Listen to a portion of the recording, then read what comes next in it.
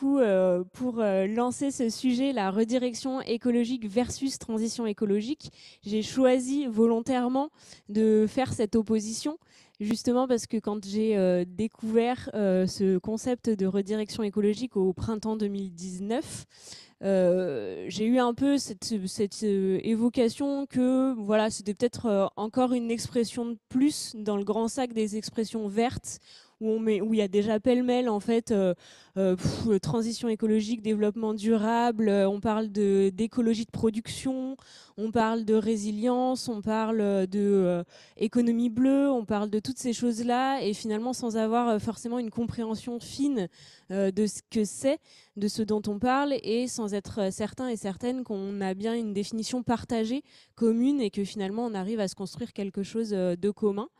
À partir de ça, je me faisais aussi la réflexion que finalement ce flou entretenu par le vocabulaire, là, par tout ce nouveau vocabulaire qui émerge, est-ce que ça participait pas aussi à finalement ralentir les grands changements qu'il faut faire, la bascule que les entreprises doivent faire justement pour se remettre dans ces fameuses limites planétaires, pour remettre leurs activités et leur existence même dans les limites planétaires.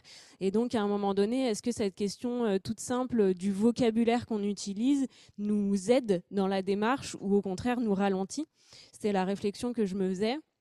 Et finalement, ça rejoint tout à fait le thème de cette semaine qui est donc le facteur humain au cœur des transitions, puisqu'il s'agit bien d'une question de facteur humain. Est-ce que nous, on est déjà capable de se créer les conditions en tant qu'être humain pour arriver à se comprendre, arriver à réfléchir et arriver à agir dans le monde qui est le nôtre et qu'on connaît de mieux en mieux, donc on parle des limites planétaires. Peut-être simplement, alors je vais utiliser les petites slides, justement pour revenir sur cette notion de limite planétaire. J'introduirai chacune là d'entre vous, Emmanuel Bonnet qui est avec nous en visio aussi. Simplement là pour un petit point sur la notion de limite planétaire, je ne sais pas si elle est déjà partagée par toutes et tous, si vous êtes familières et familiers de la notion. En fait, cette expression-là, elle est partagée à la fois dans la communauté scientifique et largement, c'est-à-dire que vous cherchez sur Wikipédia, vous tombez, c'est une ressource en soi qui définit assez bien les limites planétaires. Il y en a 10 qui s'affichent à l'écran ici, dont le changement climatique, l'érosion de la biodiversité, la manière dont on utilise l'eau douce sur la planète, etc. La mauvaise nouvelle, je dirais, c'est que il y a 6 de ces 10 limites planétaires qu'on a déjà dépassées, que collectivement, toute l'humanité, on a déjà dépassé. Pourquoi je parle des limites planétaires ? C'est parce qu'en fait, à chaque fois que l'une d'elles est dépassée, ce qui est le cas, ça génère des réactions terriennes, donc des crises climatiques, des floods, des inondations, des pics de chaleur très très importants. Et toutes ces conditions-là impactent directement les entreprises et leurs activités. Donc c'est vraiment un lien direct entre ce qui se passe au niveau de la planète, de la Terre, et ce qui se passe dans nos entreprises. Donc pour les entreprises qui sont pas dans l'agriculture ou pas directement connectées justement à cette terre, on pourrait se dire que cette question-là, elle est assez éloignée. Finalement, ça les concerne pas. Bien au contraire. Il y a aussi, je vous renvoie, j'ai pas mis le détail aujourd'hui, mais je vous renvoie à des documents fournis par Carbone 4 qui ont chiffré donc en termes de PIB, en termes de chiffre d'affaires, en termes de nombre de jours non travaillés, etc. Donc qui ont chiffré directement ce qui s'est déjà passé pour les entreprises avec les crises passées et ce qui est projeté, donc une baisse du PIB de 2%, etc. Ce qui est projeté avec les scénarios qui sont proposés, donc notamment les pics de chaleur qui vont faire par exemple que le Rhin à un niveau trop bas. Quand le Rhin a un niveau trop bas, il n'y a plus de transport, il n'y a plus de fret, il y a un bon nombre d'entreprises industrielles allemandes, par exemple, qui sont arrêtées ou en tout cas impactées. Et donc, ça liste comme ça un certain nombre de conséquences directes. Et là, on parle de conséquences économiques, humaines, matérielles, sur justement l'activité des entreprises. Et c'est ça le vrai lien. Et c'est pour ça, en fait, que la question de remettre, réaligner les activités des entreprises, les entreprises elles-mêmes dans ces limites planétaires, ça devient urgent en fait. C'est vraiment une question de quelque chose à faire. Après, il y a plein de, comme je disais, il y a plein de ressources sur lesquelles vous trouvez plus de choses sur cette notion de limite planétaire et leur lien avec les entreprises. L'objectif là aujourd'hui, ça va justement être de montrer une voie différente que la transition écologique, montrer ce que peut être la redirection écologique, en tout cas ce qu'elle est, telle qu'elle a été développée, initiée par Origins, donc Emmanuel Bonnet qui est présent, et puis telle qu'elle est mise en pratique dans des cas concrets avec Jérôme Cunier et Aurélie Moi, qui nous parleront d'exemples de ce qui se font dans des entreprises, avec des projets concrets, des produits, des marques connues, et justement pour illustrer ce fait que la redirection écologique n'est pas simplement un exercice de pensée ou quelque chose qu'on tente de faire sur le papier, mais vraiment quelque chose qui commence à prendre forme et qui a du sens sur le terrain, quoi. À travers là, ces exemples, on verra aussi que opérer une redirection écologique, ça amène à questionner très très profondément justement le devenir et la raison d'être de certaines activités clés des entreprises. Et moi, je pense notamment à toute la partie innovation, donc ce qu'on appelle les pôles innovation, les départements innovation, qui sont parfois aussi assimilés aux pôles R&D, recherche et développement, dans plein d'entreprises. En fait, quid de leur devenir dans ces limites planétaires, justement, puisque jusqu'à aujourd'hui, le rôle de l'innovation, la mission qui lui est attribuée, c'est justement d'assurer la compétitivité des entreprises. Donc, développer des produits nouveaux, des nouveaux matériaux, des nouvelles technologies, produire du nouveau pour se différencier de la concurrence et justement permettre de favoriser la croissance des entreprises. Si on se dit que cette croissance-là n'est plus envisageable dans le cadre des limites planétaires et pour se réaligner avec, alors quid de ces services d'innovation? Et attaché avec, quid du marketing, puisque finalement le marketing, le rôle, c'est de mettre sur le marché de nouvelles offres de produits et de services. Si on se dit qu'en prenant en compte les limites planétaires, on ne fait plus de nouvelles offres de produits ou de services, quid du rôle du marketing dans les entreprises? Donc, interroger comme ça avec la redirection écologique et aller interroger le cœur qu'est l'innovation, donc le cœur battant des entreprises. Moi, je parle de moteur ou de cœur battant souvent. C'est vraiment ça. Finalement, par effet boule de neige, on se questionne sur toutes les activités clés des entreprises et leur devenir, leur raison d'être. Est-ce qu'on souhaite les faire perdurer? Est-ce qu'on souhaite les rediriger, justement?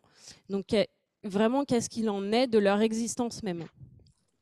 Finalement, on s'aperçoit que la question de la redirection écologique, c'est pas juste une intervention sur le produit, telle que pourrait être, je sais pas, la notion d'éco-conception, par exemple, où on mettrait des règles appliquées à la conception d'un produit.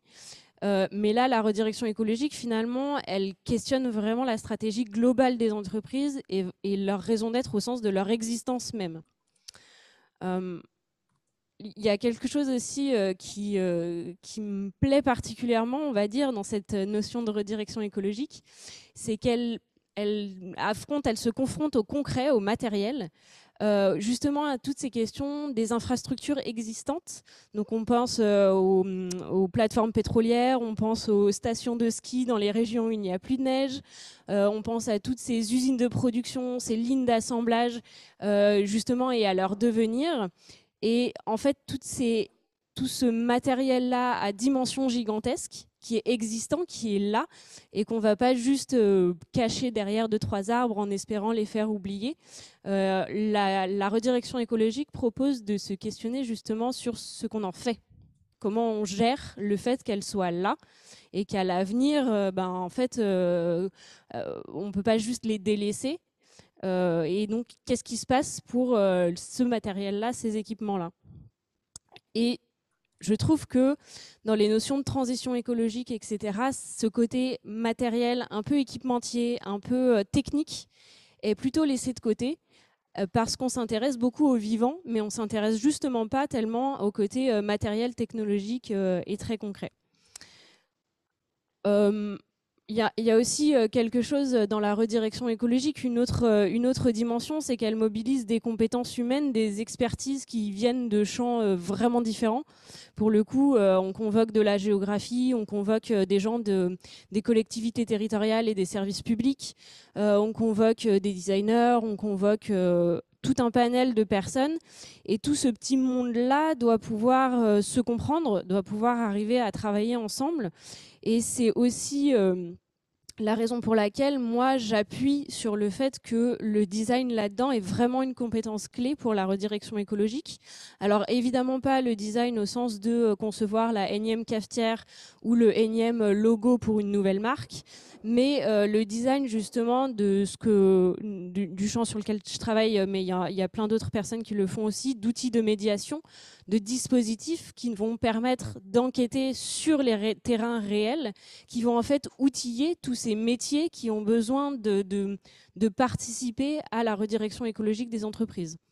Donc on peut, avec des compétences de designer, soutenir et favoriser ce mouvement-là, cette démarche de la redirection écologique. Donc c'est encore une fois une compétence qu'on peut mobiliser dans ce champ-là. Peut-être là simplement pour terminer et vous laisser la parole, je vais essayer de brosser le portrait d'Emmanuel Bonnet. Ça te permettra de démarrer.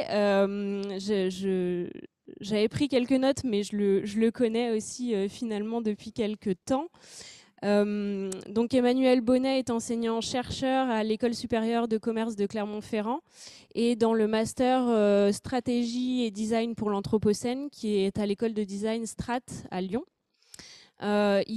Justement, avec Alexandre Monin et Diego Landivar, ils ont développé au sein d'un laboratoire de recherche indépendant qui s'appelle Origins, qui est basé à Clermont-Ferrand, ils ont développé ce concept de redirection écologique et ils le font par ce qu'on appelle la recherche-action, c'est-à-dire par à la fois la théorie et la pratique de terrain avec des projets concrets, des projets qui sont sur le territoire Auvergne-Rhône-Alpes principalement, et de la théorie, donc vraiment l'ancrage dans les sciences de gestion, l'ancrage dans le management, dans les sciences d'innovation, dans tous ces champs-là qui sont justement touchés par cette question et pour lesquels la redirection écologique résonne pas mal. L'idée là, c'est que justement Emmanuel Bonnet va pouvoir nous partager son travail d'enseignant-chercheur, donc là vraiment sur la partie un peu conceptuelle de la redirection écologique. Et puis s'en suivront Jérôme et Aurélie qui nous partageront plutôt leur expérience de terrain, donc avec des entreprises, avec des projets concrets. Moi, je peux te laisser la main, Emmanuel, tu peux partager ton écran. Oui, très volontiers. Ça peut fonctionner. Je pense. Et moi, je retire le Ça permettrait de partager comme des autres. Donc oui.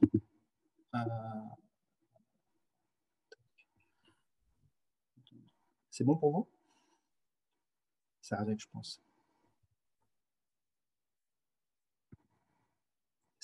C'est bon?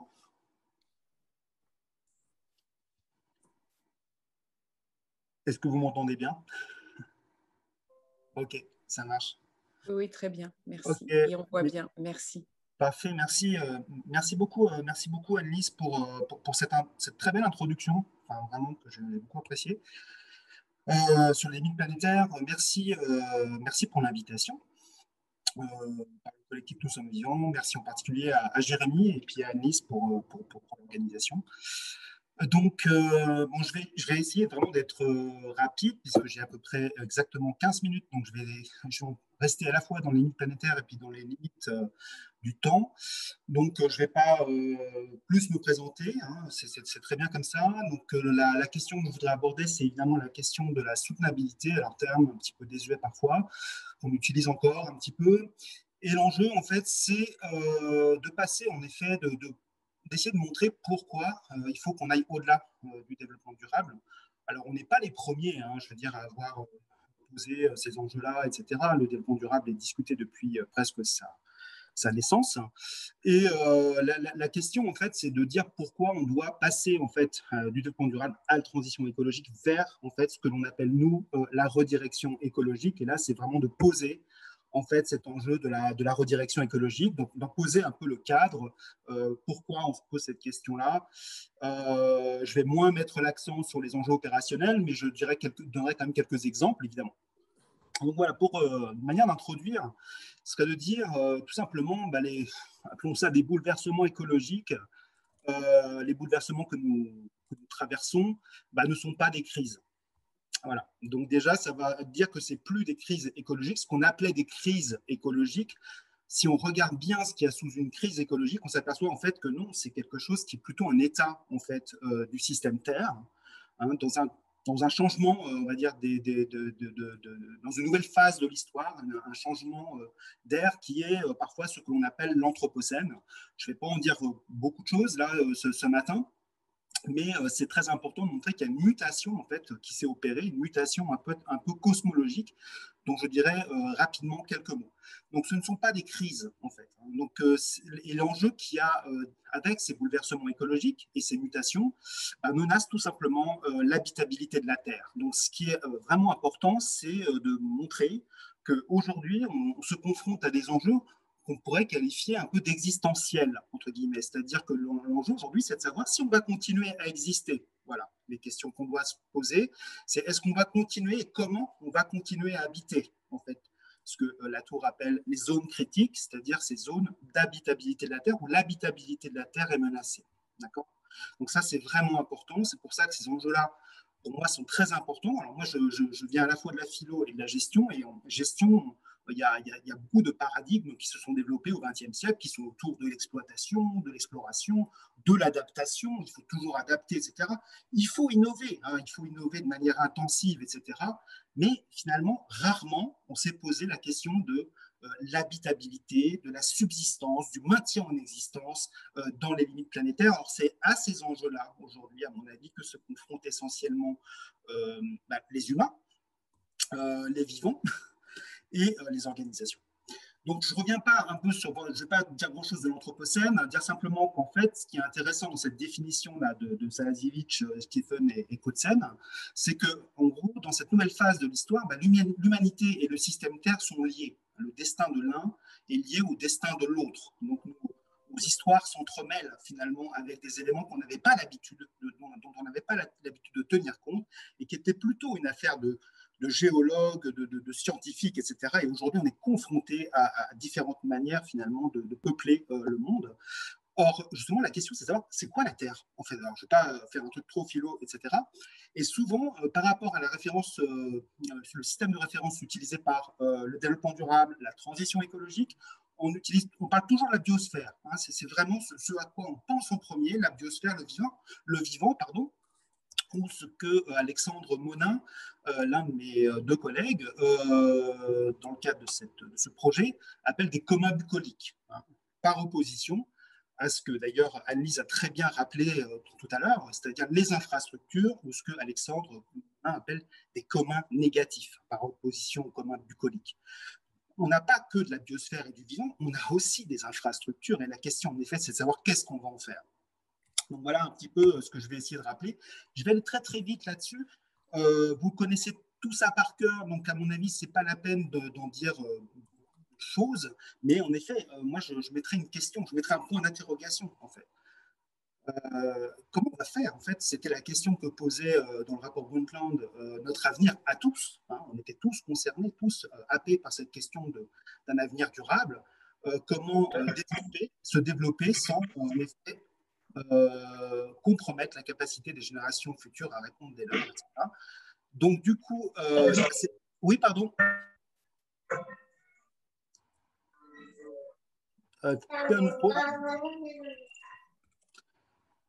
D'accord. Donc, du coup, cette trajectoire, en fait, du développement durable, on va dire qu'elle est inopérante. Hein. Elle ne fonctionne plus parce qu'en fait, on a clairement, dans un contexte qui a clairement en fait, menacé les générations futures, les générations présentes, etc. Merci pour le troll. Donc voilà, mais on a l'habitude. Donc, ce qui est important, c'est qu'aujourd'hui, on traduit un peu ce développement durable avec la transition écologique, avec ces enjeux-là, avec les fameux ODD que vous connaissez aussi. Et ce qui est intéressant ici, c'est de voir en fait la référence, le système le plus important finalement, c'est la biosphère. Hein. Donc tout s'encastre un petit peu dans la biosphère, la société, l'économie, et on traduit cela, ces objectifs en objectifs justement de développement durable qui sont aujourd'hui, qui, je pense, se répandent assez bien finalement dans les organisations. On sent, hein, les organisations savent que ce n'est pas simplement, je veux dire, des objectifs à atteindre au sens managérial, simple, etc. Ce sont plutôt des problèmes épineux, des choses qui sont extrêmement complexes. Et il n'y a pas j'ai envie de dire, de simplification, hein, par rapport à ça. Mais ce qui est intéressant, c'est qu'on a toujours cette tendance de traduire finalement quelque chose qui apparaît clairement comme une limite planétaire, hein, puisque ça a été aussi fondé sur les travaux de Rockström, etc., sur les limites planétaires, mais on traduit ça en objectif. Donc du coup, voilà, il y a des incubateurs, on dit bon, dans quel objectif de développement durable es-tu dans le cadre de ton entreprise, etc. Donc un des premiers constats ou d'une première réflexion qu'on a, c'est de se dire déjà les limites planétaires, elles ne sont pas facilement traduisibles en objectifs à atteindre. Les limites, en fait, c'est déjà, c'est pas des frontières parce qu'on a le sentiment qu'on a, et c'est vrai, on dépasse en permanence les limites, etc. Mais en fait, justement, il y a une discussion autour des limites planétaires parce qu'au début, on parlait de frontières et maintenant, on parle de limites. Et moi, je préfère parler de limites parce qu'en effet, la limite, c'est la fin. En fait, c'est des murs. On va droit dans le mur. Quand on dit on a dépassé une limite, c'est qu'on s'est pris le mur, en fait. Hein. Donc ça, c'est voilà, et généralement à grande vitesse. Donc du coup, c'est un peu comme des choses qui sont, comment dire, voilà, c'est au-delà desquelles finalement la subsistance, les enjeux existentiaux sont clairement menacés.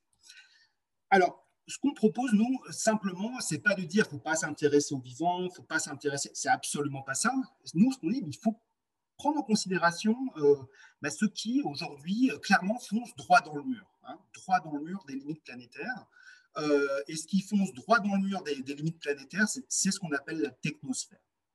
La technosphère, c'est, alors là je vous ai mis, je ne vais pas vous la lire, c'est une définition que propose Zalazirich.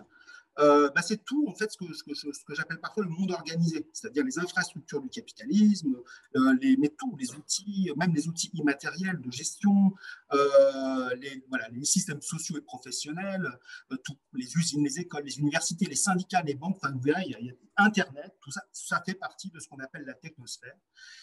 Les animaux domestiques, vous verrez, il y a beaucoup d'exemples, c'est assez amusant. On peut dire que c'est tout ce qui fait que nous, les humains, on habite de cette manière-là, on s'est développé en fait de cette manière-là sur Terre. Et ça, la technosphère, elle ne se recycle pas. Voilà. Donc ça, c'est vraiment important.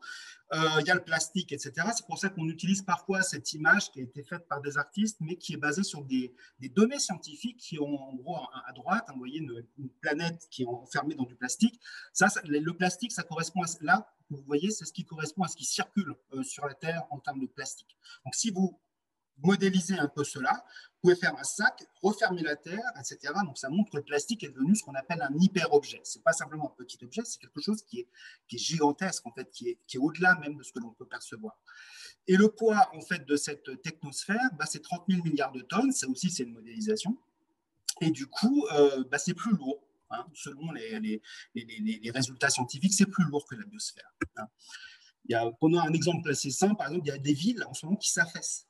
Il y a un phénomène d'affaissement des villes. Donc la redirection écologique en fait doit se confronter aussi à la question du devenir finalement de ces infrastructures et des moyens de subsistance dans la technosphère et comment faire atterrir, hein, pour reprendre cette fameuse formule de Latour, les organisations dans les limites planétaires. Donc voilà, je donne la définition. Donc la redirection écologique est un cadre donc qui est à la fois conceptuel et opérationnel, destiné à faire tenir les organisations publiques et privées, ainsi que les infrastructures, les instruments de gestion. On pourrait ajouter les modèles économiques. Moi, je travaille en ce moment pas mal sur les business models qui les soutiennent dans les limites planétaires. Donc, c'est une alternative, en effet, au développement durable. Donc, on essaye, en fait, de réorienter, de rediriger les stratégies et les infrastructures du capitalisme du fait des enjeux liés à l'anthropocène. Et en fait, ce que l'on considère peut-être en priorité, ce sont les dépendances socio-matériels, et je vais vous donner un exemple assez simple, qui sont liés finalement aux infrastructures. Et donc, du coup, c'est peut-être une petite distinction de ce que l'on entend souvent, c'est-à-dire qu'aujourd'hui, la plupart on va dire des manifestes, des collectifs, beaucoup d'éléments qui sont associés à la transition écologique posent d'abord la projection d'un futur souhaitable. C'est vraiment le truc le plus important. Et nous, on dit non, non, le truc le plus important, c'est vraiment d'aller voir les trucs dégueulasses. C'est vraiment mettre ce que citait Diego, on dit va mettre les mains dans le cambouis finalement, aller voir les choses qu'on ne peut pas voir. Voilà. Et donc c'est ça qui est à mon avis très important. Et c'est pas qu'il s'agit de se démoraliser, mais malheureusement, on aurait préféré s'intéresser d'abord à la projection d'un futur souhaitable, mais il faut s'occuper. C'est un peu une écologie, pour citer encore une fois Diego, des éboueurs. Nous, on s'occupe en fait des trucs que les personnes ne s'en occuper en fait, en réalité. Donc, du coup, voilà, je donne un exemple avec les dépendances, avec un terrain un peu opérationnel et de recherche qui m'intéresse, c'est la montagne en moyenne altitude. Comment réduire les dépendances à la neige et au tourisme face au changement climatique, disparition de la neige. Et un des problèmes majeurs, finalement, de cette transition, c'est un déficit de représentation de l'avenir comme un futur, justement, désirable et souhaitable. Parce qu'en fait, si on regarde une station, par exemple, de ski en moyenne montagne, qui va aller dans une station de ski en moyenne montagne lorsqu'il n'y aura pas de neige, qu'il va pleuvoir, qu'il n'y aura pas l'ambiance hivernale attractive, il n'y aura pas de neige blanche, etc. Donc, quand tous les clichés finalement associés au sport d'hiver vont s'effondrer, qu'est-ce qui fait que ce territoire sera encore habitable? Voilà typiquement une question de redirection écologique pour les personnes qui y vivent, et de savoir comment on va développer des modèles économiques dans ces territoires, comment on va prendre en considération d'autres entités, d'autres êtres, d'autres réalités que celles auxquelles on s'intéressait finalement en priorité, c'est-à-dire les modèles économiques du tourisme de masse, les stations de ski, etc. Non pas qu'on veuille finalement les exclure, mais il va falloir les inclure en fait dans un paysage beaucoup plus vaste. Donc en gros, la distinction qu'on propose, c'est de dire voilà, du côté développement, je mettrais développement durable et transition écologique un peu dans le même sac. Je m'en excuse pour la réduction. Transition écologique étant souvent abordée comme une sorte de question de moyens. Finalement, le développement durable donne le cap. La transition écologique, qui est devenue plutôt une affaire institutionnelle et politique, et quelque chose qui est lié aux moyens. Comment on va faire, etc. Donc, pour le développement durable et la transition écologique, la question écologique pose avant tout les enjeux des moyens. Comment l'optimisation de l'énergie, les modes de consommation, les modes de production. La finalité, elle est donnée. Il y a très peu de gens finalement qui disent je sais, en fait, généralement, quand les gens se réfèrent à ça, ils disent c'est un peu les modèles du développement durable. On se réfère toujours à ça, on veut que les choses soient faisables, désirables, écolo, socialement acceptables. Il y a beaucoup de choses. Et l'idée, c'est que cette finalité n'est pas questionnée, donc on sait dans quelle direction on va, et on est sur la bonne voie. C'est bien ce qu'on est en train de faire là actuellement, c'est très bien. On n'est pas sûr de ça. On est dans un horizon de conciliation. Il faut mettre tout le monde d'accord et tout ce dont on dispose finalement vers la réalisation de cet horizon commun. Nous sommes sur la bonne voie.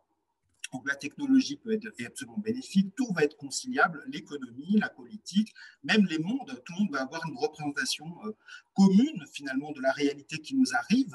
Moi, je cite là quelqu'un, je ne vais pas citer le nom, mais qui me disait, qui travaille dans une, voilà, bref, pas dire non plus où elle travaille, qui disait, donc il y a des enjeux politiques assez forts, qui dit, là vraiment l'enjeu de la transition écologique, c'est qu'on doit embarquer tout le monde, on doit aller dans la même direction, etc. Et en plus, c'est une vision qui est relativement linéaire du progrès, en quête de croissance, en décalage, selon nous, avec les limites planétaires, avec ALS. Donc la redirection écologique, c'est la question qui pose à la fois les enjeux de moyens et des finalités, sauf que je vous l'ai dit, les finalités aujourd'hui, c'est comment on va continuer à exister. En fait, c'est ça la vraie question.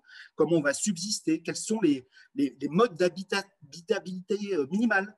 Et pour répondre à ces enjeux-là, il va y avoir un besoin d'arbitrage. Tout ne sera pas possible. Toutes les conciliations et tous les futurs ne seront pas possibles dans l'alignement de la stratégie avec des organisations en particulier et l'alignement de ces stratégies dans les limites planétaires. Il va falloir renoncer à certains futurs. Il va falloir renoncer aussi à peut-être certains héritages dont on est obligé de prendre soin finalement, parce qu'on les a, ces héritages-là. Et la question, par exemple, On a travaillé pas mal, notamment Diego, sur un outil de gestion que vous connaissez sans doute, qui est la matrice McKinsey. Et ben, prenez la matrice McKinsey et prenez le domaine d'activité stratégique de cette matrice, le truc qui est le plus important dans votre boîte, ce sur quoi vous surinvestissez. Comment vous pourriez y renoncer si ce domaine d'activité stratégique n'est pas compatible avec les limites planétaires, s'il menace finalement l'habitabilité de la Terre? Question un peu compliquée, mais c'est ça l'enjeu, c'est de trouver des outils, c'est de trouver finalement de repenser à la fois les finalités et les moyens. Je vais accélérer, je suis bientôt à la fin. Donc renoncement, et pas simplement renoncer, mais aussi réaffecter. C'est-à-dire pas simplement une fermeture, on pourrait dire néolibérale, mais comment bien fermer finalement certains domaines d'activité stratégique et réaffecter pour sécuriser socialement, professionnellement ces organisations. Donc c'est une vision qui est plutôt basée sur la transformation concrète des infrastructures et des modèles, notamment socio-économiques. Bon, je vais passer très très vite, mais je crois que vous l'avez compris. Ça, c'est pas très redirection écologique. Voilà, donc ça, c'est plutôt la transition, le développement durable qui utilise toujours une quantité phénoménale de clichés. La Terre, voilà, c'est transmis aux enfants. L'horizon conciliateur de la transition écologique, c'est en haut à droite. Vous avez la planète, mais tout. Il y aura tout. Le CO2, OK, les usines 4.0, tout, les voitures électriques, les applications éco, tout. On aura tout. Ça, c'est la transition écologique. Alors, ce monde-là, nous, on n'est pas sûr qu'il arrive. La plus drôle, c'est en bas à gauche. Ça, alors on peut se dire c'est hyper ironique parce que c'est vraiment la définition du greenwashing. Le truc vraiment, on va recouvrir de manière dégueulasse la réalité dégueulasse. On va mettre un voile vert. Vous allez voir, c'est magnifique. C'est la ville connectée. Et en fait, non, ce qui était drôle, c'est que je ne vais pas non plus citer l'institution, c'est que c'était pour dire, nous, on a trouvé les 10 bonnes idées. En fait, c'était vraiment l'illustration positive, finalement, des solutions proposées par cette organisation. Donc, je passe là-dessus. Un petit mot simplement pour vous dire que Diego Landivar et Victor Écremont ont développé la fresque du renoncement ou de la redirection écologique. Donc, allez voir. Je pourrais vous donner les slides si ça vous intéresse, vous donner le lien si ça vous intéresse. Nous travaillons avec une quinzaine à peu près d'organisations. Nous avons travaillé, en particulier, cet outil a été développé avec la ville de Grenoble en particulier. Voilà. Et là, c'est simplement pour, pas tant pour faire de l'autopromo, mais pour vous dire simplement que, voilà, d'où on parle en termes de sources. On a publié un petit bouquin, on a ce master stratégie design pour l'Anthropocène en collaboration avec Strat. Et je voudrais là rendre hommage à nos étudiants parce qu'ils ont fait un travail absolument, dont Jérôme est ici présent, exceptionnel. Et donc, vous pouvez voir les résultats dans la revue Horizon Public. Donc, ils ont été publiés et donc rédigés par les étudiants et les étudiantes, que je remercie infiniment. Magnifique première promotion. Et désolé si j'étais un peu long. Merci beaucoup pour votre attention. Merci Emmanuel pour cette présentation. Très bien. Et ben après cette présentation d'Emmanuel Bonnet là, qui nous a éclairé justement sur cette définition de la redirection écologique et qui nous a aussi amené quelques-uns des mots-clés qui y sont liés, dont le renoncement. On va justement donner la parole à Jérôme Cuny qui a suivi ce fameux master stratégie et design en Anthropocène et qui va pouvoir nous partager son expérience et la manière dont il l'applique sur le terrain, peut-être avec des nuances vis-à-vis du concept initial ou en tout cas d'une manière assez pratique. Simplement pour brosser ton portrait rapidement, Jérôme. Jérôme est océanographe physique de formation, donc issu de la recherche académique, spécialiste des régions arctiques, mais surtout entrepreneur. Il a cofondé 3 startups liées au développement durable et à la transition écologique. Et il a justement basculé dans la redirection écologique en entendant ce mot-clé de renoncement. Donc, il va pouvoir nous en dire plus sur les projets qu'il mène actuellement, puisque le master est en cours. Oui. Donc, on est en train de terminer le master avec cette première promo. Comme le décrivait Emmanuel, c'est la toute première promotion de ce master et maintenant on essaye de le mettre en pratique. Donc comme tu l'as dit, je suis océanographe physicien de formation, donc le sujet du changement climatique a fait partie de ma vie depuis 25 ans.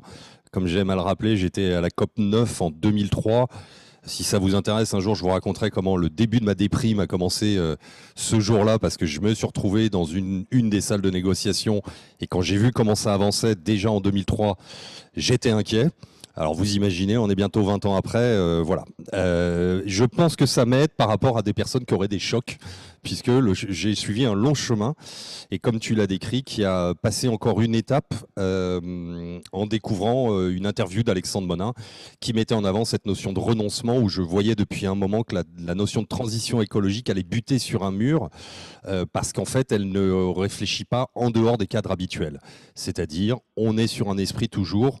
La comparaison était bien faite par Emmanuel sur, quelque part, on essaie toujours de faire du 1 pour 1, c'est-à-dire on a des voitures thermiques, elles émettent du CO2, ben on va les remplacer par des voitures électriques. On a des centrales nucléaires ou des centrales à charbon, on va les remplacer par des éoliennes. Et on cherche toujours le 1 pour 1. Et l'exemple que je donne souvent, c'est, je trouve très intéressant ce débat entre nucléaire et éolienne, mais en fait la question que je n'entends pas, c'est mais combien d'énergie on veut produire ? Combien d'énergie on aurait besoin ? Et là, on va toucher à la notion des besoins. Et là, on arrive à un élément que je trouve également essentiel, qui est en porte-à-faux avec ce qu'on appelle la croissance verte, transition écologique, développement durable, qui va être de toujours chercher à reproduire la même chose en oubliant que c'est limite planétaire. Et donc, la notion de renoncement vient essentielle parce qu'il va falloir accepter de changer en profondeur. Et ça, c'est très compliqué. Et donc, dans la continuité de ce master, j'ai créé une entreprise de conseil où je fais aussi de la recherche-action et de l'enseignement. Qu'est-ce que je voulais dire Oui, qui s'appelle IDH 21. Merci. L'idée, clairement, c'est d'accompagner les entreprises, mais je suis assez réaliste. Donc, comme tu le disais, maintenant, on rentre dans la réalité. Aurélie vous en parlera également. Et tout de suite, j'ai décomposé mon offre en 3 parties, en commençant par sensibiliser, analyser, puis rediriger, parce que le chemin va être long. Quand vous ne pouvez pas venir voir une entreprise et lui expliquer, vous allez dans le mur, il faut tout changer. Personne n'a envie d'entendre ça. Et c'est la notion, d'ailleurs, vous l'avez vu dans le livre que viennent de publier les 3 chercheurs, Emmanuel Bonnet, Diego Landivar et Alexandre Monin, qui ont construit le master, héritage et fermeture. Toute la notion d'héritage est essentielle, et arriver avec des solutions toutes faites, avec des gens qui travaillent d'une certaine manière depuis des décennies, c'est juste pas réaliste. Donc prendre en compte cet héritage, non seulement infrastructure, mais aussi sociologique, est essentiel. Donc, dans le cadre du master, et ce que je vais continuer avec mon entreprise en tant que consultant, on a des commandes, donc on a des projets très concrets à mener, et le mien avec un camarade de classe, Baptiste, a été orienté sur le sujet de la démobilité.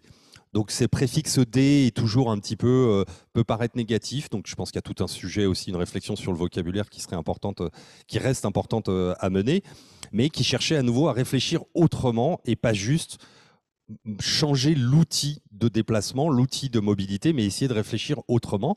Et dans ce cadre, donc, on a approché une communauté de communes qui s'appelle les Portes Auréliennes d'Île-de-France, qui se trouve au sud-ouest de l'Île-de-France, à la frontière de l'Île-de-France avec les Yvelines, et qui a une partie isolée, qui a certaines zones de cette communauté de communes très isolées ou rurales, où on peut arriver à des temps de transport pour atteindre ce qu'on appelle les services d'usage quotidien, qui sont de l'ordre de 20 minutes en voiture.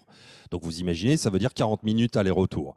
Le point important qu'il faut prendre dès ce moment-là, c'est qu'il faut remettre dans le contexte héritage. Il y a moins de 3 ans, on a eu un événement sociologique non négligeable, dont on a parlé dans le monde entier, les Gilets jaunes, il a donné plein d'autres choses après, mais il faut se rappeler le début, c'est on a commencé à vouloir appliquer une taxe carbone sur les carburants en expliquant aux gens le transport est une des sources d'émissions de gaz à effet de serre les plus importantes, il faut réduire le transport, on va augmenter le prix de l'essence, donc les gens vont moins se déplacer. On a oublié dans cette description que tout le monde n'a pas un budget infini et qu'on impactait très concrètement, surtout pour les plus défavorisés, leur manière de vivre. Donc à nouveau, là, on a oublié l'héritage dans cette manière de faire où on travaille avec des patchs, c'est-à-dire on rajoute une taxe, puis on va compenser en donnant un chèque essence, etc., etc. On utilise toujours les mêmes approches. Et c'est ça que je trouvais intéressant dans la redirection écologique, c'est qu'elle oblige à prendre énormément de recul. Et juste là, j'en profite, du coup, cette communauté de communes, est-ce que c'était ça sa motivation pour essayer de travailler avec toi vers la redirection écologique? Est-ce que c'était de se dire quelle est la question de la mobilité sur mon territoire? Est-ce que c'était ça la motivation initiale? Alors, c'est un sujet dans pratiquement tous les territoires aujourd'hui, le sujet et même dans les grandes agglomérations, mais elles n'ont pas les mêmes problématiques. C'est un sujet dans pratiquement toutes les communautés de communes aujourd'hui. Il y avait d'ailleurs un gros sujet puisque elle devait, avant le mois de juillet, décider si elle prenait l'autorité organisatrice de mobilité pour certaines d'entre elles, c'est-à-dire prendre complètement cette responsabilité par rapport au département ou à la région en fonction des organisations. Donc c'est un sujet dans pratiquement l'ensemble de la France aujourd'hui. À nouveau, je vais mettre un petit bémol, on n'est pas arrivé en proposant de la redirection écologique du tout. Parce que le chemin, c'est un chemin où on les accompagne. Et je vais vous donner un exemple très concret. Quand on est arrivé, qu'on a proposé notre approche, qui à nouveau, pas solution toute faite, mais qui était une proposition de cadre du projet qu'on appelait Hub Ambulant. Je vais vous en dire plus dans une minute. La première réaction qu'ils ont dit, ah oui, réduire la mobilité, ramener les services au plus proche des gens. Super, on va discuter avec le Super U, on va mettre en place un drive. Alors à nouveau, on n'est pas dans une révolution, ça nous posait un peu de problème. Deuxième solution qui sort immédiatement, on va mettre en place des casiers Amazon. Dans un cadre classique, alors je vois mes camarades de classe qui sont dans l'audience, qui font les mêmes gros yeux que ceux que j'ai fait à ce moment-là au téléphone, donc mon interlocuteur ne l'a pas vu, qui est, on est toujours dans les mêmes solutions.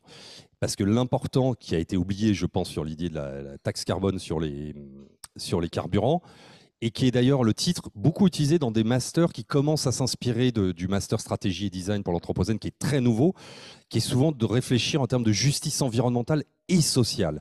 Ces deux sujets ne peuvent pas être séparés. Et le social, ce n'est pas que prendre en compte le budget des gens, mais c'est aussi recréer des lieux de vie. On entend beaucoup parler de tiers-lieux et autres. Et donc, c'était un élément important et j'ai dû le répéter 10 fois cela. C'est-à-dire que nous, on voudrait vous accompagner en prenant en compte non seulement cette contrainte, on va dire technique de moins utiliser la voiture, mais aussi recréer des lieux de vie, recréer du lien social. D'autant plus que, vous le savez tous, il y a un vieillissement de la population qui n'est pas que dans les grandes villes, qui se trouve aussi dans les zones isolées. Et vous imaginez, quand les personnes vieillissent, la possibilité de se déplacer se réduit. Donc la proposition qu'on leur a faite comme un cadre général, et à nouveau, on est dans une expérimentation et on n'arrive pas avec une solution toute faite. C'était de reprendre une idée que pour certains d'entre vous, que vous avez peut-être connue si vous n'êtes pas un pur Parisien depuis toujours, c'est l'idée de ramener les services par le biais de camions. Et donc essayer d'explorer ça, non seulement avec un type de service, pour certains d'entre vous, vous avez sûrement entendu parler ou vu, peut-être même pendant les vacances, les camions qui amènent la boulangerie ou le boucher. Et en fait, il en reste encore plein, très isolé, mais plein de petits comme ça qui existent toujours en France. Mais on pense que c'est peut-être un cadre qui pourrait être intéressant en essayant de pousser le concept un petit peu plus loin. Mais n'arrivant pas avec une solution toute faite, un deuxième élément qui est important et qui vient avec le mot design dans la formation de master qu'on a fait, c'est qu'il a fallu répéter plusieurs fois aux élus, nous n'arrivons pas avec une solution toute faite, nous ne ferons rien tant que nous n'avons pas parlé avec la population, c'est elle qui décidera. Ça finit par tilter relativement rapidement avec eux parce qu'ils avaient quand même quelques expériences de les gens nous disent qu'ils ont besoin de quelque chose, on met en place le service, pas nécessairement du type que je décris aujourd'hui, et en final les gens ne l'utilisent pas. Donc semble-t-il, les communautés de communes ont compris que une étude de marché classique, ça ne suffit toujours pas. Mais par contre, ça prend du temps d'aller voir les gens. Et ça, c'est à nouveau un chemin. Là, il y a peut-être des résonances à faire avec l'entreprise, c'est que ça prend plus de temps parce qu'il faut rencontrer un nombre d'interlocuteurs non négligeable. Donc on est dans cette phase-là, à préparer la phase d'enquête qui nous permettra d'avancer. Je rebondis directement là-dessus. C'est intéressant cette notion de comment, en tant qu'organisation, que je sois une entreprise ou une collectivité territoriale, je gère cette notion de m'engager dans une redirection écologique versus gérer mon business quotidien.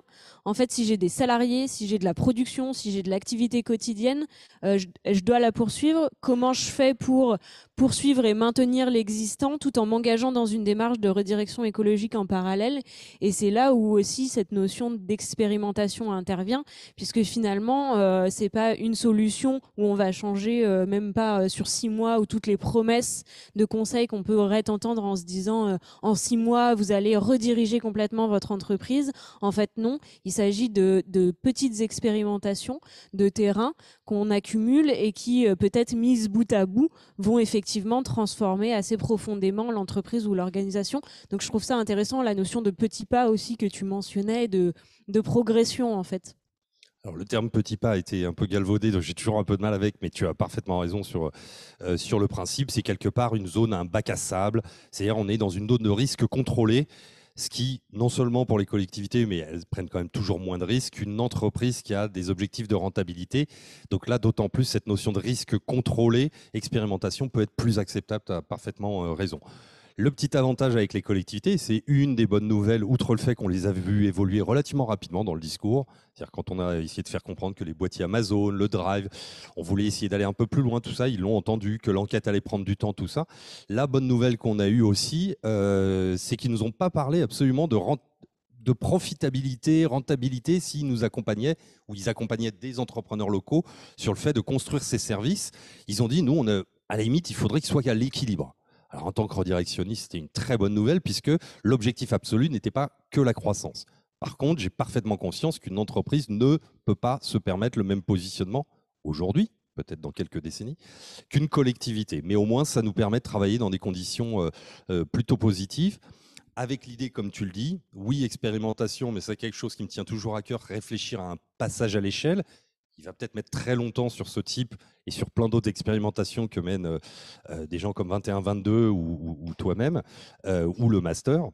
C'est réfléchir au passage à l'échelle. C'est pour ça que dans le cadre de ce projet, non seulement l'idée, c'est de finir par mettre au moins un service dans un temps déterminé sur les routes et plutôt, semble-t-il, vers la zone sud-est de la communauté de communes, mais aussi de réfléchir à une boîte à outils. C'est-à-dire que cette expérimentation permette de construire une boîte à outils dont on espère que d'autres communautés de communes, par notre biais ou par d'autres acteurs, pourront s'approprier pour dérouler ce méthode d'enquête, bien mettre en avant, et peut-être même des gens qui ne sont pas redirectionnistes, s'approprier cette approche de l'enquête longue, prendre son temps.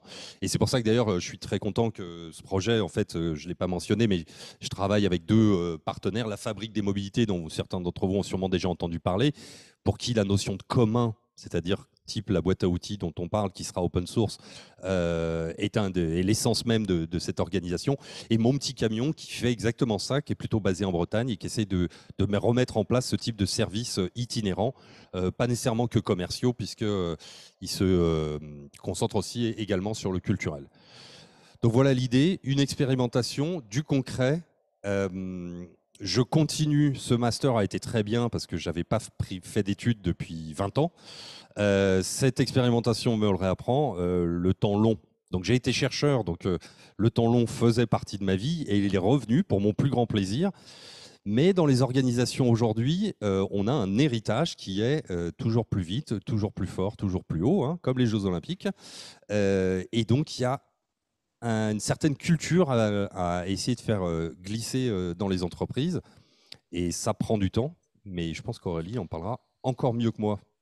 Oui, je rebondis aussi et ça pourra faire un lien avec le travail qu'Aurélie mène chez 21-22, dans l'agence 21-22.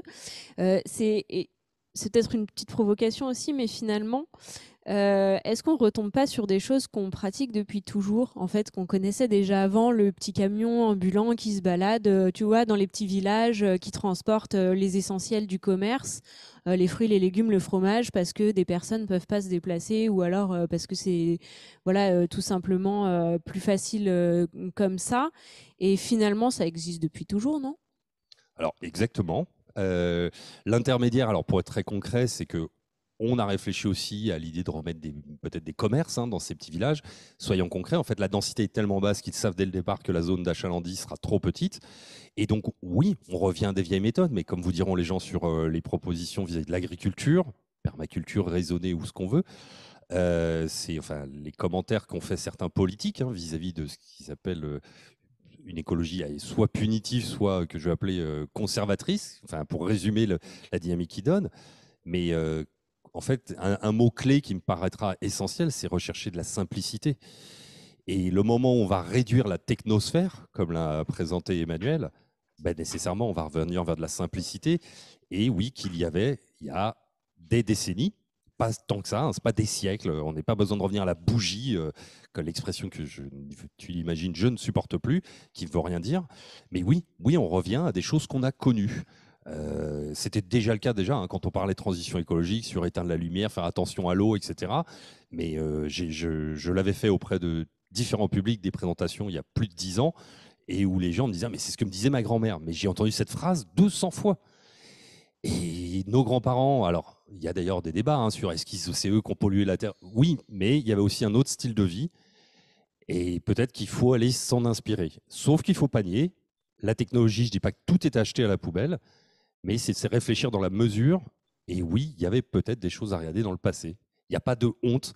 Mais aujourd'hui, regarder dans un seul sens qui est plus de technologie, c'est la tendance. Donc, c'est pas simple de se rediriger, aller regarder dans une autre direction. Ouais, où on peut aussi justement essayer de s'échapper de cette opposition-là un peu stérile. C'est soit on regarde dans le futur avec la nouvelle technologie et c'est ça l'avenir, soit si on regarde dans le passé, alors on est réactionnaire, on refuse tout progrès, on refuse de voir quelque chose, voilà, de se projeter dans le futur, etc. En gros, c'est une sorte d'opposition comme ça qui nous est souvent faite et que finalement, la redirection écologique, peut-être qu'elle propose d'essayer de s'en échapper.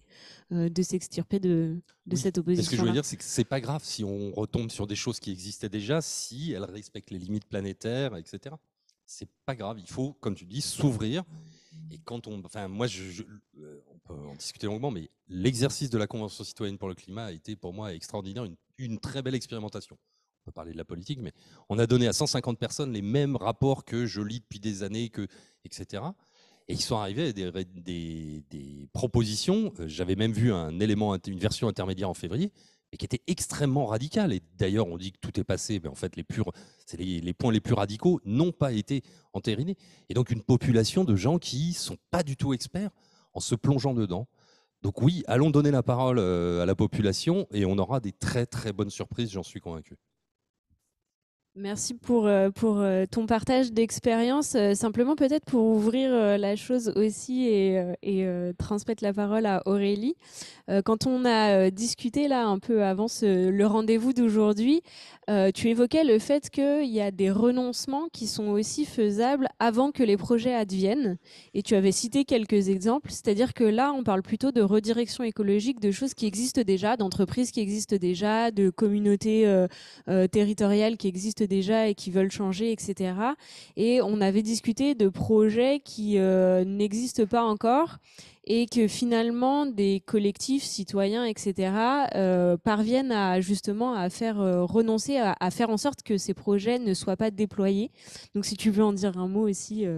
Mais oui, et d'ailleurs j'ai un de mes camarades de classe qui commence à réfléchir à mettre en avant ces renoncements qui commencent à arriver. Mais c'est vrai que pour l'instant, les plus gros renoncements qu'on voit sont avant que les projets existent. Ça reste une très bonne nouvelle, surtout quand c'est écologiquement. Je mets de côté le sujet de l'emploi, qui est un autre sujet qu'on a beaucoup discuté, mais on ne pourra pas tout couvrir aujourd'hui. Et l'exemple, un des plus flagrants dont vous avez entendu parler, c'est Europa City, cet énorme centre commercial. Est-ce qu'il y a des raisons politiques qui ont fait que finalement, il n'a pas été soutenu ? Je n'ai pas tous les tenants et les aboutissants, mais c'était une occupation de terre dont on préférerait qu'elle reste non utilisée. Il se trouve que je suis en contact avec un élu régional. Je n'avais pas regardé le projet en détail parce que pour vous dire jusqu'où ça allait. En fait, je ne sais pas si vous le saviez, il y a une piste de ski qui était prévue dans Europa City. J'avoue que ma mâchoire, quand il m'a dit ça, ma mâchoire est tombée par terre en me disant « Ah, on en est encore là !» Parce qu'on n'a pas renoncé il y a 10 ans. Hein. Enfin, il y a 10 ans, ce projet, c'était il y a 2 ans. Donc, on était encore à imaginer de faire une station de ski dans un centre commercial. Alors, vu les sujets qu'étudie Emmanuel, entre autres, les stations de ski de basse altitude, oui, on pourrait se dire à nouveau, solution 1 pour 1. Il n'y a plus de neige, c'est pas grave, on va mettre les stations de ski dans les centres commerciaux. Alors pour moi, on était sur la stratosphère. Donc c'est une très bonne nouvelle, on commence à avoir des renoncements. Notre-Dame-des-Landes, ça a été beaucoup plus conflictuel, mais quand même, à la fin, sachant que j'ai beaucoup d'amis qui habitent dans cette région, l'utilité d'un aéroport, c'était des chefs d'entreprise qui qu'eux-mêmes ne comprenaient pas. Donc, il y a des bonnes nouvelles. On commence à accepter de renoncer, et pas sur des petites choses, infrastructures, c'était des grosses infrastructures. Quelles sont les raisons politiques derrière? Elles sont peut-être pas toujours claires, mais à la fin, le résultat est que oui, on commence à avancer dans cette direction, à accepter que renoncer, c'est pas qu'un échec. Et malheureusement, dans un esprit conquérant, Startup Nation, renoncer, c'est un échec. Et il va falloir commencer à accepter que non, ça peut être un gain. Et là, dans ce cas-là, ces deux éléments sont des gains, c'est-à-dire moins d'émissions, moins d'utilisation des sols. Et ça va être dur. Et je vais terminer avec un petit point là-dessus. Quand je vois que M. Pisani-Ferry, économiste qui a été conseiller de M. Macron, vient de publier une note pour le Pew Research Institute, non, c'était pas le Pew, c'était, je ne sais plus le nom, qui lui-même annonce, mais en fait, la transformation écologique va être beaucoup plus violente que ce qu'on avait pensé. Je me dis qu'il y a de l'espoir parce qu'il n'utilise pas exactement les mêmes termes, mais il parle de renoncement, en parlant du fait qu'il va falloir provisionner pour toutes ces infrastructures qui ne pourront plus fonctionner. Donc il y a quelque chose qui est en marche. Ce mot de renoncement, encore vous voyez, mais il commence à apparaître, il avance tout doucement. Ça n'est pas le seul, parce qu'apparaît, ça paraît négatif. Il y a de la construction, de l'imagination, de nouvelles approches, mais on ne pourra pas éviter cet aspect renoncement, et même pour les entreprises, et c'est là où ça ne va pas être simple, je pense. Et effectivement, là, donc tu as cité l'aéroport Notre-Dame-des-Landes et le projet d'Europa City. Si vous entendez aussi en bruit de fond, mais c'est des choses qui reviennent assez régulièrement. On a parlé d'un surf park dans la région de Lyon, par exemple, de créer une vague artificielle pour que les gens puissent faire du surf à l'intérieur de Lyon. Déjà, même sur le papier, c'est plutôt étonnant comme proposition. Donc, c'est un projet qui, a priori, ne va pas advenir. Il y avait d'autres projets aussi. Il y en a 3 comme ça. Il y en avait un en région parisienne, et encore mieux, il y en avait un à Bordeaux, parce dans que la le mer est tellement sud-ouest, loin. voilà.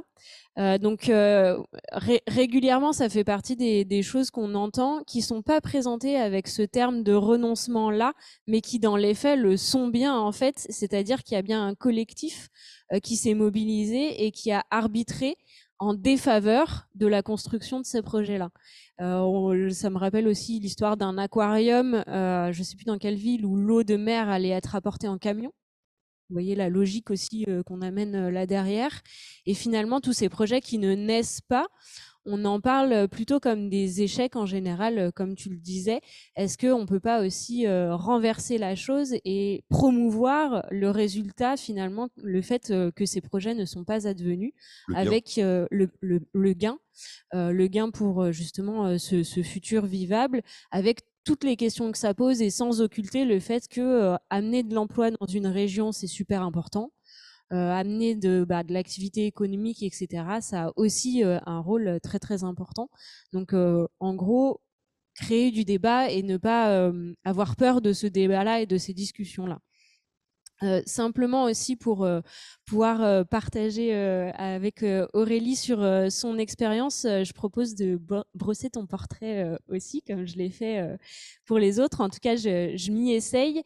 Donc Aurélie est ingénieure, élue à la ville de Saint-Brieuc en Bretagne. Elle a monté le premier village de tiny house en France, donc tiny house mini habitat, si on veut le traduire comme ça.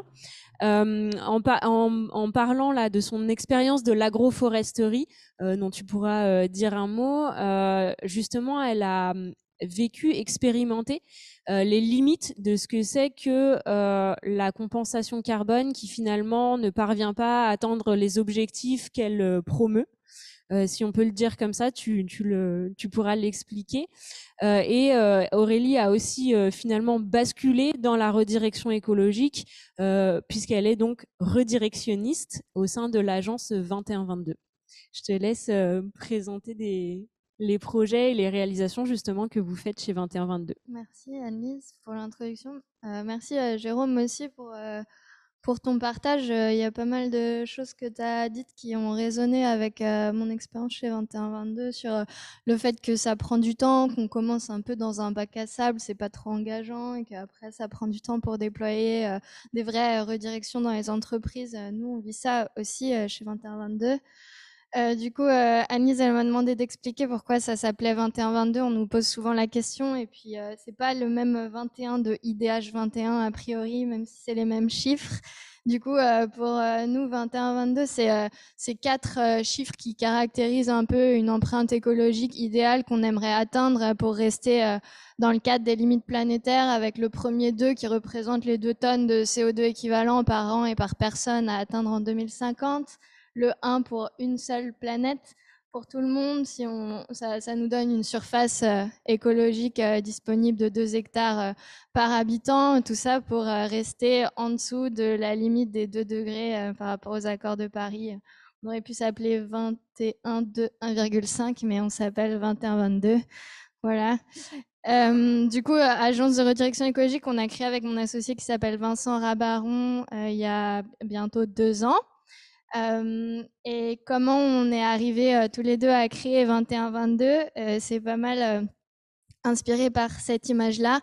Vincent était directeur délégué chez Pure Projet. Je ne sais pas si certains d'entre vous connaissent cette entreprise sociale créée par Tristan Lecomte, qui vise à planter autant d'arbres que possible, donc qui opère des projets de reforestation, d'agroforesterie et de conservation forestière.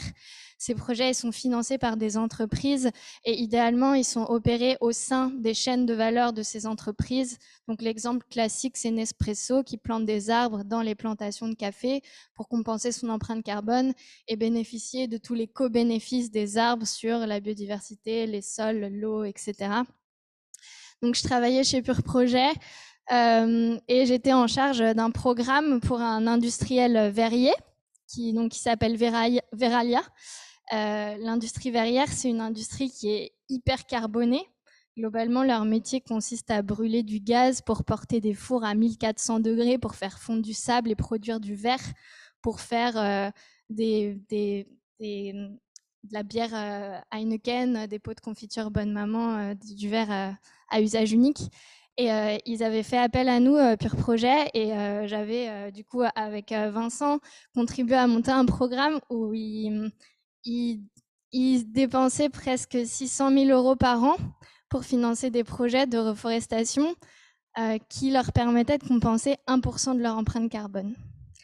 Et du coup, moi, en participant à tout ça, ça m'a pas mal questionnée. Ça faisait des années ils essayaient de s'engager à réduire leur empreinte carbone en augmentant un peu le taux de verre recyclé qu'ils mettaient dans leur four, en faisant des investissements énormes pour améliorer la performance énergétique de leur four. Et tout ça, ça leur permettait de réduire en intensité l'empreinte carbone du verre, donc émettre un peu moins de carbone pour chaque tonne de verre produite. Mais chaque année, ils produisaient plus de verre. Et du coup, ça faisait des années que leurs émissions de carbone étaient en augmentation. Et quand on regarde la courbe qui est recommandée par la communauté scientifique d'inverser cette courbe des émissions avec cette pente aussi raide que ça, et quand on voit les ajustements à la marge sur lesquels ils travaillaient depuis des années, on dit mais c'est pas possible, ça ne peut pas marcher. Et finalement, si on veut diviser par 10 l'empreinte carbone d'une bouteille en verre, il suffit de la réutiliser 10 fois, grosso modo. Et donc, ça veut dire pour Veralia changer de métier. En fait, ça veut dire ne plus produire du verre à usage unique, ça veut dire ne plus être un verrier, mais devenir un lave-vaisselier, en fait. Et s'engager à fond sur des systèmes de consigne et devenir un opérateur de systèmes de consigne en local de réemploi du verre. Et donc, ça veut dire changer de métier. Et donc, c'est à partir de cet exemple-là, on s'est dit, mais finalement, c'est aussi un peu à ce moment-là qu'on est tombé sur les écrits d'Alexandre Monin et ses collègues qui parlaient de redirection écologique. Et ce terme-là, ça nous a vraiment fait tilt. On s'est dit, mais oui, en fait, si on veut aller chercher ces courbes-là, ça veut dire nécessairement changer radicalement les business models des entreprises. Et donc, ça veut dire, redirection écologique. Donc, c'est comme ça que... Oui, je me souviens, quand on en a parlé, tu avais formulé ça avec une phrase assez parlante là que j'ai retenue, c'était le triptyque mesurer, réduire, compenser n'est pas satisfaisant, il détourne les entreprises des vraies questions qu'elles doivent affronter. Donc en fait, elles se satisfont de compenser leurs émissions carbone, alors que finalement, l'objectif à atteindre n'est pas du tout là et la voie à prendre n'est pas du tout celle-ci. Ouais, bah c'est ça, c'est ce qui faisait mesurer, réduire. Et en fait, penser comme ça, pour le coup, ça nous empêche complètement de penser en dehors de la boîte et on peut pas faire autre chose que des ajustements à la marge quand on regarde l'existant et qu'on essaye incrémentalement de l'améliorer. Et finalement, pour nous, ce qu'on considère être la seule voie de redirection écologique pour l'industrie verrière. Ça, je vais en reparler après, j'ai la slide qui supporte ça, mais comment penser la redirection écologique de l'industrie verrière, c'est pas voir qu'est-ce qu'on peut améliorer pour les faux ou quoi, c'est repartir d'une page blanche, en fait, se demander à quel besoin fondamental répond cette entreprise, donc questionner la finalité, la raison d'être, comme tu en as parlé tout à l'heure, Anne-Lise, et finalement, cette entreprise, elle répond quand même à un besoin que nous, on considère fondamental, à savoir la conservation alimentaire.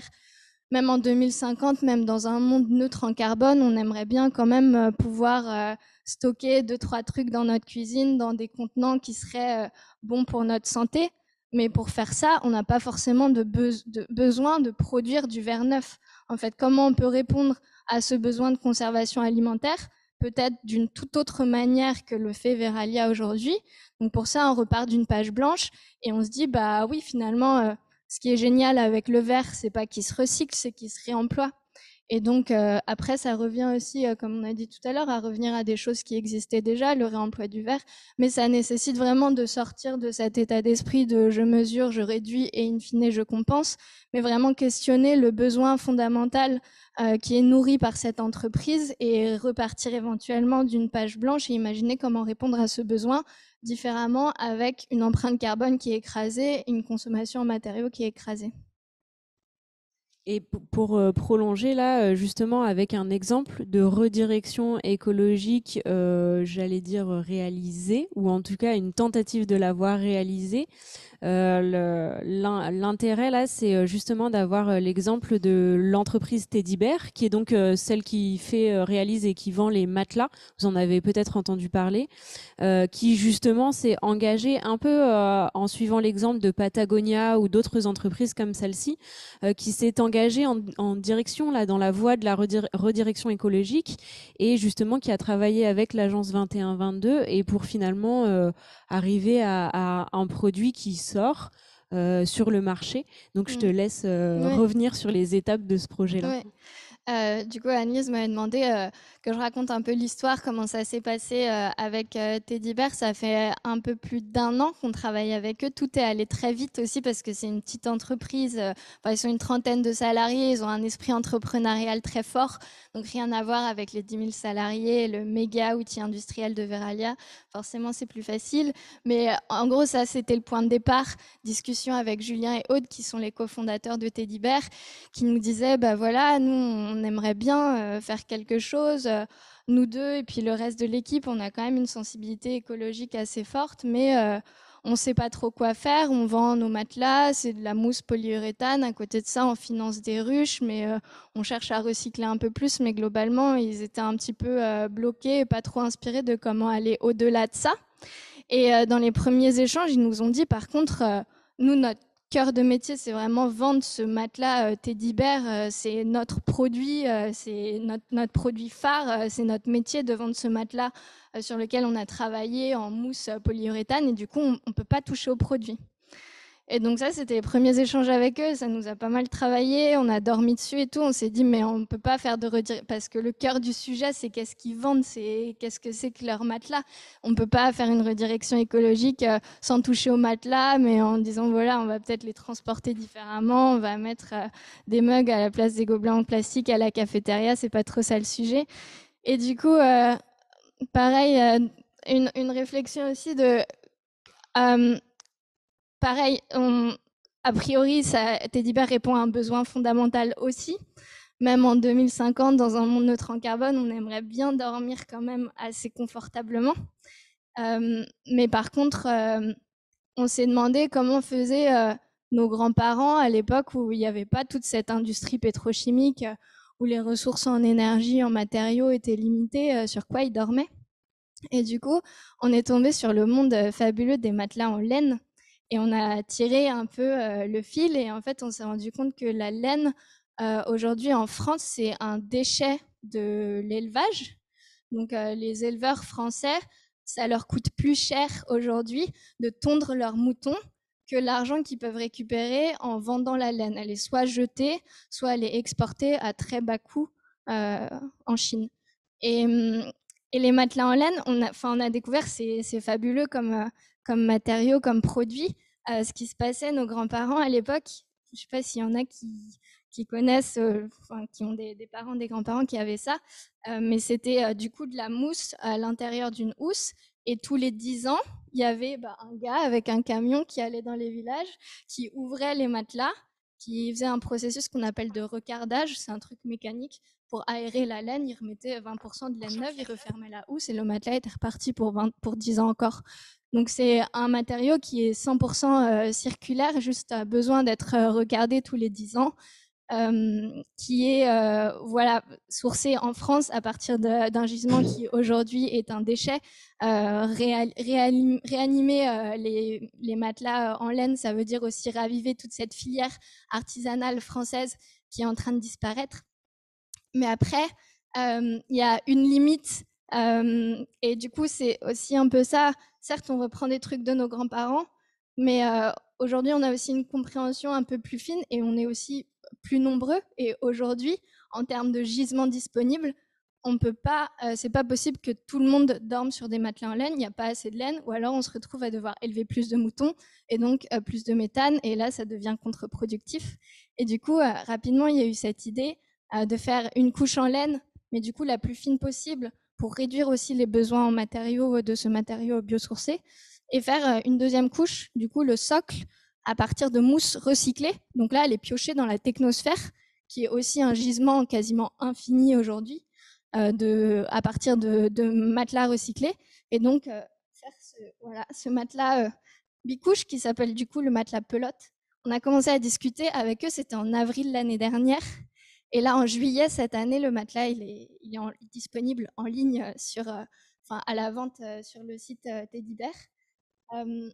Donc, le socle en mousse recyclée, c'est un processus qui est 100% circulaire. On vient piocher dans un gisement qui est quasiment infini de la technosphère. Et la partie en laine, du coup, elle est consignée parce que pareil, après 10 ans, on peut récupérer la laine et refaire une couche en laine pour faire un matelas neuf. Qu'est-ce que je voulais dire de plus ? Peut-être juste mentionner, parce que dans les échanges, tu pourras rebondir aussi, Jérôme, on avait discuté de ce que tu appelles une fausse bonne idée écologique, c'est-à-dire il y a eu dans votre réflexion une tentative d'essayer de changer le matériau et de se tourner vers des matériaux disponibles dans la nature, et notamment le latex, et finalement vous en êtes arrivé à la conclusion que c'était donc une fausse bonne idée écologique. Ouais, ça on le savait déjà en soi de notre expérience chez Pure Project. Le latex, il y a beaucoup de vendeurs de matelas qui vantent les vertus de leur matelas écologique parce qu'il est fait à partir de matériaux naturels, à savoir le latex. Mais qui dit naturel veut pas forcément dire écologique. Le latex aujourd'hui, c'est un peu comme l'huile de palme. Finalement, c'est produit à partir de l'arbre EVA, qui est souvent produit en monoculture, et on va déforester des grands pans de forêt pour faire de la place pour de la monoculture d'EVA. Donc en fait, si on inclut la déforestation induite, l'EVA, le latex, c'est un matériau qui a une empreinte carbone très très forte, et du coup très rapidement le latex a été complètement discrédité d'un point de vue matériau éligible pour faire la redirection écologique du matelas. Et tu veux intervenir ? Alors, je voulais juste te poser une question. En fait, on en a parlé quelques fois, mais vous avez travaillé sur le produit. Est-ce que vous avez réussi à aller jusqu'au sujet du chiffre d'affaires avec un point de vue redirection, c'est-à-dire pas nécessairement l'augmenter, absolument. Pour l'instant, un peu comme tu prenais l'image du bac à sable. L'idée aussi ici, en concevant le nouveau matelas pelote et en disant ouais, il a une empreinte écologique radicalement réduite par rapport au matelas de base, ça veut dire aussi de manière implicite le matelas qu'on vend actuellement, il est pas super chouette d'un point de vue écologique. Donc c'est aussi un gros dilemme qu'ils avaient chez Teddy Bear, dire ok, on sort ce nouveau matelas, mais en même temps ça souligne un peu le fait que notre matelas actuel, qui constitue peut-être 80% de notre chiffre d'affaires, bah il est pas si vertueux que ça. Donc c'est un dilemme sur lequel on a beaucoup discuté. Et l'idée aujourd'hui, c'est de dire, de toute façon, voilà, ils continuent à vendre leur matelas Teddy Bear de base. Ils lancent sur le marché leur nouveau matelas pelote. L'idée, c'est que au fur et à mesure, le matelas pelote prenne de plus en plus de place. Et en parallèle de ça, ils mènent une réflexion aussi sur le matelas Teddy Bear actuel pour voir s'il n'y a pas moyen, avec ce même système bicouche, d'avoir la couche en socle, le socle en mousse recyclée, et éventuellement toujours garder de la mousse polyuréthane, mais du coup avec une quantité de matière peut-être divisée par 2 ou 3. Donc ils enclenchent aussi une réflexion sur leur matelas Teddy Bear, ils enclenchent aussi une réflexion sur les autres produits de la gamme. Et voilà, l'idée c'est que ça se fasse petit à petit. En parallèle de ça, ils sont engagés dans une démarche Science-Based Target, ils sont devenus entreprise à mission, donc ils ont vraiment enclenché toute cette réflexion-là. Et puis l'idée, c'est que Teddy Bear tout seul peut pas voilà, faire tout seul à l'échelle de l'entreprise la transition de tout le secteur de la literie. Mais l'idée, ils sont pas mal inspirés aussi par Patagonia, c'est de devenir un petit peu moteur et d'embarquer avec eux l'ensemble du secteur de la literie vers ces pentes que j'ai montrées sur la slide précédente de réduction par 3, 4, 5, 6 des émissions de gaz à effet de serre du secteur des matelas sur les 30 prochaines années. Et le prix, du coup, c'est pas je crois que le matelas Teddy Bear de base est à 750 et celui-là est à 850. Et tu peux, comme la couche en laine est consignée, tu peux, si au bout de 10 ans, tu as envie de faire recarder la partie en laine, tu récupères, je crois, 100, 200 euros. Enfin, finalement, d'un point de vue financier, c'est équivalent entre les deux matelas. Le seul truc, c'est que je crois quand il arrive, il sent un tout petit peu le mouton pendant un temps.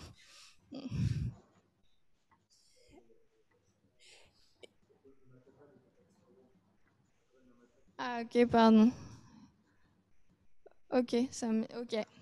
Moi, vous pouvez aller voir sur le site de toute façon de Teddy Bear. Ouais. Voilà. Après ça, j'ai commencé à en parler un peu de certains exemples. Bon, nous, on n'est pas chercheurs, on ne fait pas des théories très complexes sur la redirection écologique. C'est plus inspiré de nos expériences avec les différentes entreprises avec lesquelles on travaille.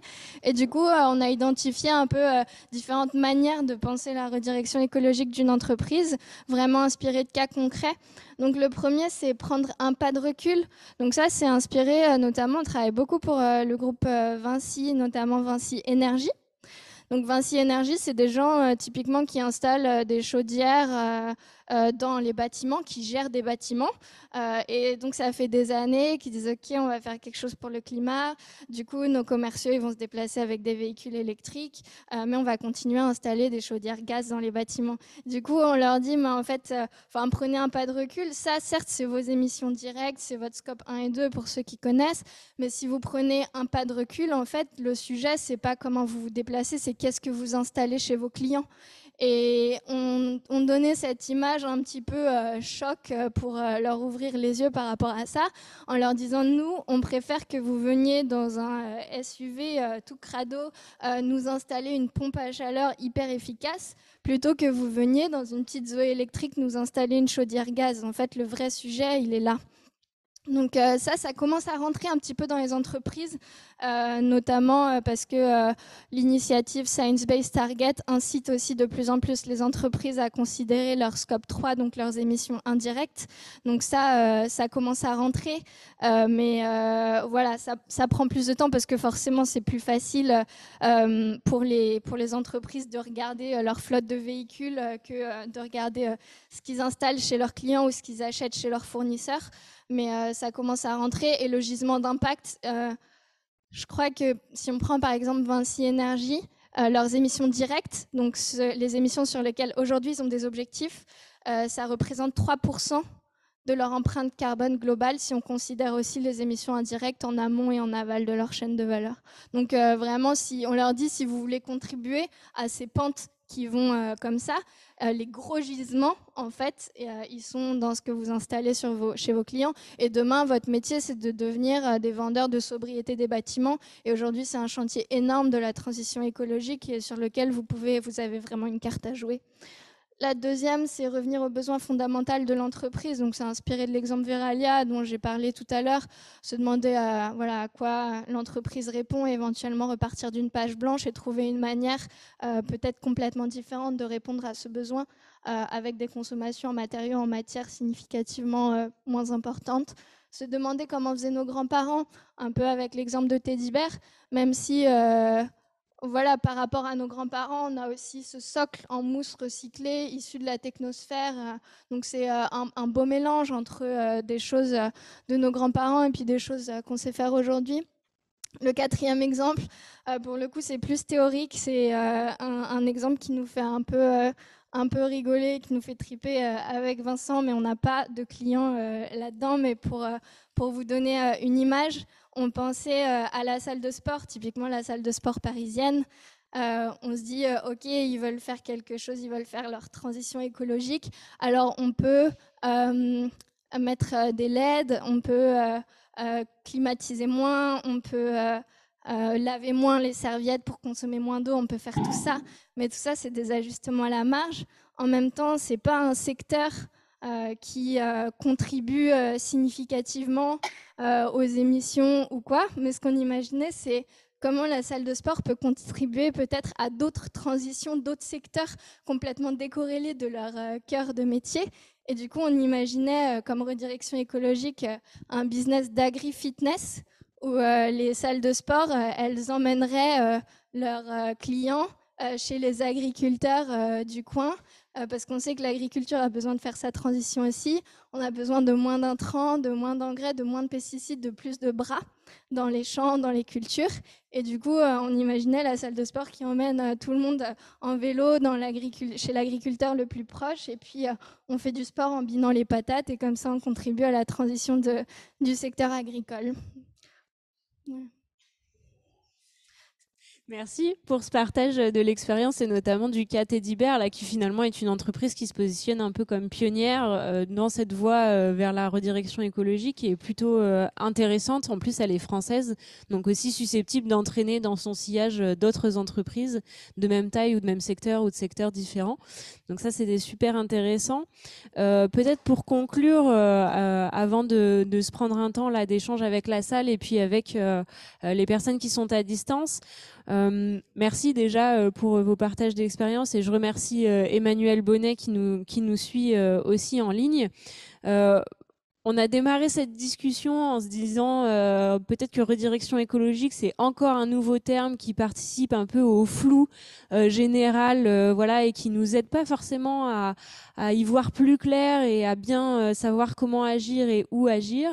Et finalement, on se retrouve là à avoir encore plein de nouveaux termes, renoncement, commun négatif, technosphère, plein de choses encore à s'approprier et voilà, à affiner.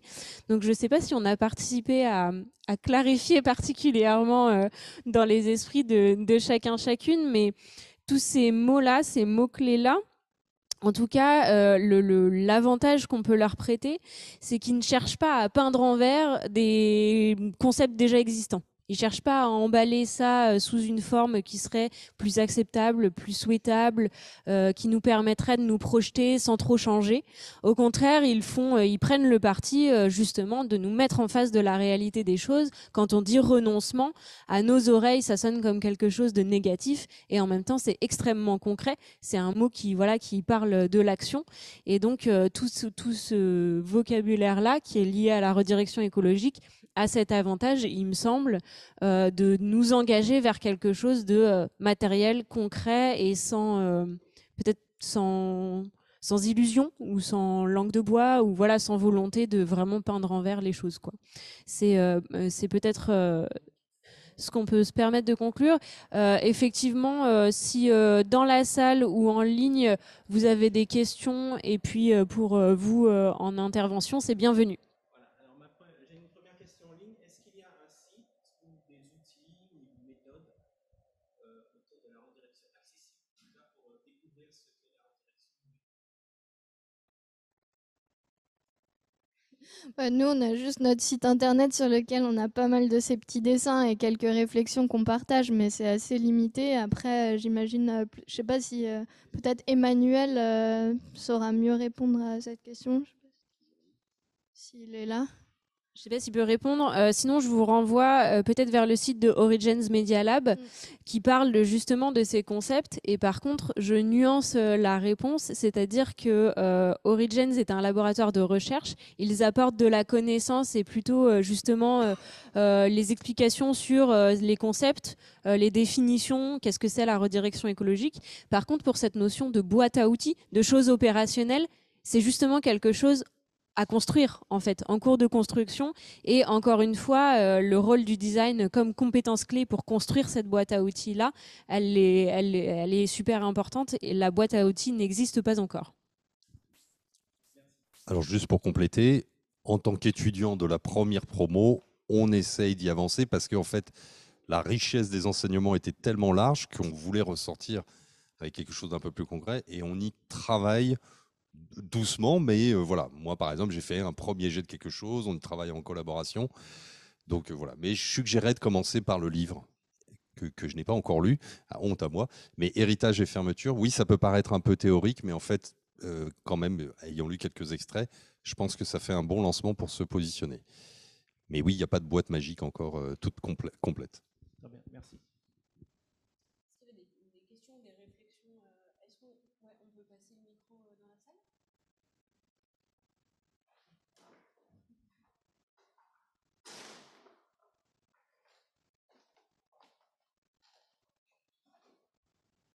Peut-être juste vous présenter en un mot et puis.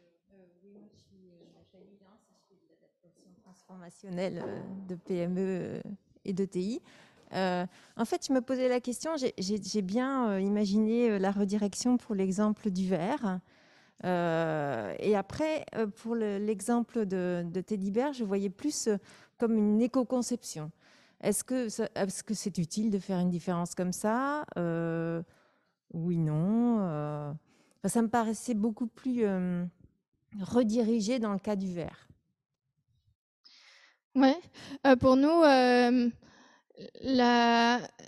on considère que ça va dans le sens de la redirection à partir du moment où ça contribue à faire tenir l'activité de l'entreprise dans les limites planétaires et de les aligner avec les trajectoires de transition préconisées par la communauté scientifique.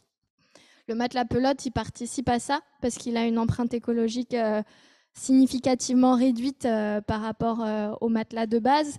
On n'a pas juste diminué de quelques pourcents l'empreinte carbone ou quoi. On a complètement changé les matériaux et donc on a une division de plusieurs facteurs de l'empreinte écologique.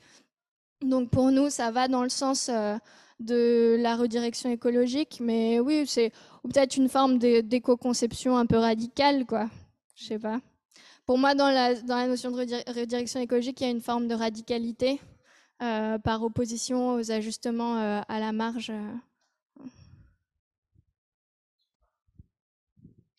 Si je peux juste compléter, et c'est un débat que je n'ai pas encore eu, mais que je veux avoir avec mes 3 professeurs, où la redirection peut englober ou être complémentaire, mais il y a des sujets où on ne pourra pas écarter l'aspect adaptation.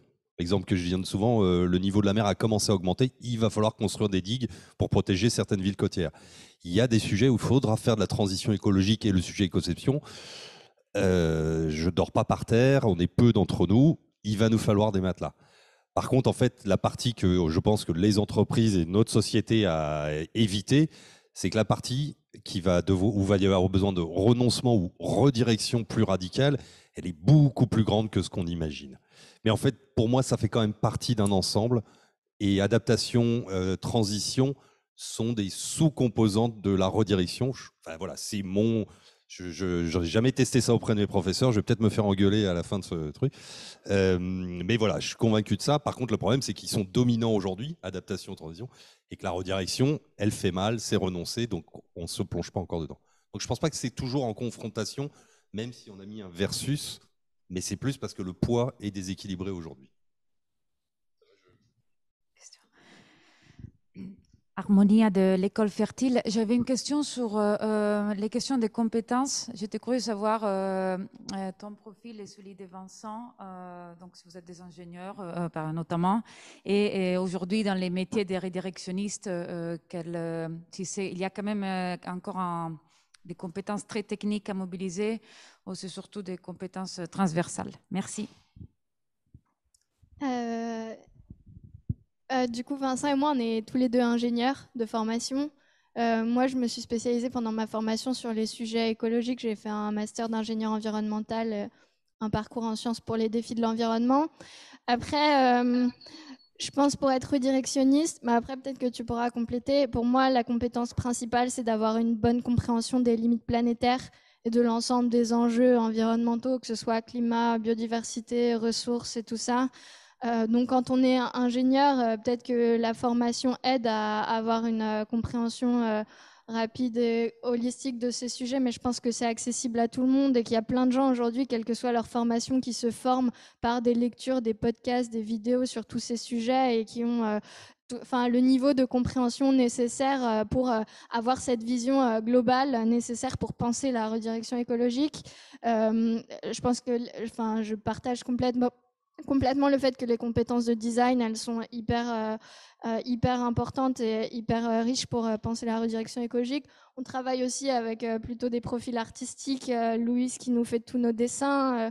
Il y en a qui ont plus des profils, parce que dans le format agence, on travaille comme ça avec un réseau de plein de gens. Il y en a qui ont plus des profils commerce. Il y en a qui sont comédiens. Enfin, il y a vraiment, je pense que tous les profils peuvent contribuer à la redirection écologique à partir du moment où chacune a pris le temps de bien comprendre en profondeur et dans toute la complexité ces sujets des limites planétaires. Tu voulais juste pour compléter en 20 secondes, pour vous dire, dans le master qu'on a fait, il y avait 2 philosophes, des jeunes étudiants en design, on était 25 et les profils, les scientifiques et ingénieurs étaient plutôt une minorité. Et en conclusion, je vous dirais qu'on nous parle tout le temps d'innovation technologique pour cette superbe croissance verte. Et moi, je pense que c'est de l'innovation socio-économique dont on a besoin, parce qu'on entend trop peu parler. Donc, on aura besoin de beaucoup plus de profils différents des scientifiques. Et je dis ça bien que j'en sois un initialement. Merci à toutes et à tous pour cette table ronde, pour le partage d'expériences dont on a pu bénéficier ici.